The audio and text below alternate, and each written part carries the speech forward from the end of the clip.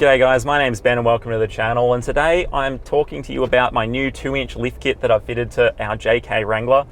Now this is a bit of a sequential video, I guess is a fair way to say it. I've kind of been documenting what I've been fitting to my car, and I reckon there's a good chance you've landed on this video after watching my video talking about fitting 33-inch tyres without a lift kit. And that was actually really successful, and to be honest, I was quite surprised at how well the Jeep went off-road without needing a lift kit at all. But to be honest, I was always planning to fit a lift kit. I did want to kind of start disconnecting those sway bars and doing some more serious track work. So that's what I've done. And I thought I'd quickly put this video together today just to show you what it looks like, obviously, talk to you about some of the pros and cons, I guess, and hopefully this series of videos will help you make a decision on what to fit to your JK. Now, we're in the middle of winter here in Melbourne, so it's actually been raining non-stop, and there is just a little bit of a gap in the clouds today with a bit of blue sky, and I thought I'd quickly take the Jeep out and get some shots done for this video before that time's over. I have been waiting for a good opportunity to do this, and I think I'm just going to go in and get it done today. It's not the best time of day to be doing this, it's about the middle of the day, but you know what, I just think if I don't do it now, it's probably going to be another month or so. And to top it off as well, I haven't been able to take the Jeep out off-road and test the lift kit out either, because it's actually another lockdown here in Melbourne and we're not allowed to go anywhere fun if you were going to be doing four-wheel driving, which is a bit unfortunate, but hopefully come spring, there'll be plenty of opportunities to give this lift kit a proper test. So as I mentioned, this Jeep is running now a 2-inch lift kit, and I actually had that fitted by a popular Jeep company down here in Melbourne called Double Black Off-Road, and they fitted up their Tourer kit. Now, I'm not going to go into the details of what is inside this kit, but I will put a screenshot up right about now, and I'll talk about a few of those individual components that we have fitted. But to give you guys the highlight reel of what's in the kit, obviously, overall, it's a 2-inch kit with everything else that I'd need to make sure that the car is running really well. So what that includes is obviously the hero probably is the Old Man Emu shocks and obviously the springs, as well as I've made sure to fit a sway bar disconnect kit as well, so we can now start to take a little bit more serious tracks and things like that when we take the car off-road. Obviously, without the lift kit fitted, I had no intention of ever disconnecting the sway bars, so I'm really glad with the lift kit we finally have the capability to do so. Now, compared to wheels and tyres and other nice visual features, I think a lift kit's a little bit harder to talk about, but really what I will just say is overall, I guess the main questions you probably have is how does the car drive with a 2-inch lift kit? And I'll have to say it feels like it's basically exactly the same. The kit that we've fitted makes the car feel like we're basically driving on factory, and the only real great thing that I've noticed is that you really do appreciate that extra height when you're behind the dash. You really do look down on everyone now. And speaking of height, I'm 6 foot tall and don't really have many troubles getting into the car at this height, but I do think if you were shorter, that extra 2 inches does make it more difficult to climb into.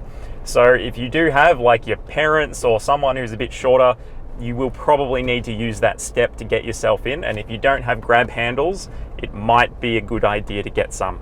Now, as you'll see, obviously in those wheel arches, there is a hell of a lot more room, and I hope this little example using a can of Fanta shows you how much more clearance there is under there. There is a lot of room, and as I'm sure you can see, there is still more room above that can of Fanta. If you have liked this video, guys, please think about liking and subscribing to the channel as well. It is greatly appreciated, and of course, jump into that written description because I have thrown a little bit more information in there as well. So what I've done when I put these last few videos together is I've made sure I've shot them all in the same location with very similar angles, so I can try and give a healthy comparison for you guys. So once again, obviously we started as a stock vehicle, we fitted the 33-inch tires with no lift, and then we fitted the 2-inch lift onto it as well. So this is kind of what the car looks like going through all those stages, and I think you'll agree overall it looks really good. Now for me, this is a daily driver car, so I'm not looking to take the Jeep into anything probably more extreme than this, with the exception of other four-wheel drive accessories like a bull bar and things like that. If I was going to be going any bigger in lift or tyre size, I would probably be buying a different car as a daily driver and making this a weekend vehicle, and at the moment that's just not the plan. So I don't know about you, but I like my race cars and sports cars and things like that. And I actually think I prefer the look of the Jeep with the no lift kit fitted. I think I really like that stance, and considering the actual capability that I got with that off-road, I'm kind of inclined to say that I wouldn't necessarily be rushing, if I was you, into buying a lift kit if you go down a very similar path to me. The Jeep was very capable off-road without any lift kit at all with the particular setup that I've had. Now, once again, I would not be disconnecting the sway bars with that setup, and that's what fitting the lift kit will enable me to do, as well as having more confidence with clearance all round. And while I was running my 33s on stock height, I had a lot of people come up and ask me if I was running 35-inch tires, and I had to tell them all no, they're just 33-inch. The car just has no lift, so it looks like it's bigger. And I guess that's the main thing that I'm really upset about losing with the fitting the 2-inch lift kit. You do make the tires look a little smaller, and I guess that's a pro or con depending on what you're trying to achieve. There is no argument that obviously functionality is significantly better with the lift kit, but if you're in it just for looks, if you're in the mall crawling game, so to speak, then potentially leaving it on stock height will save you money, as well as keep the car looking good. So some of the fringe benefits of having a lift kit too mean you can clean the car a hell of a lot easier.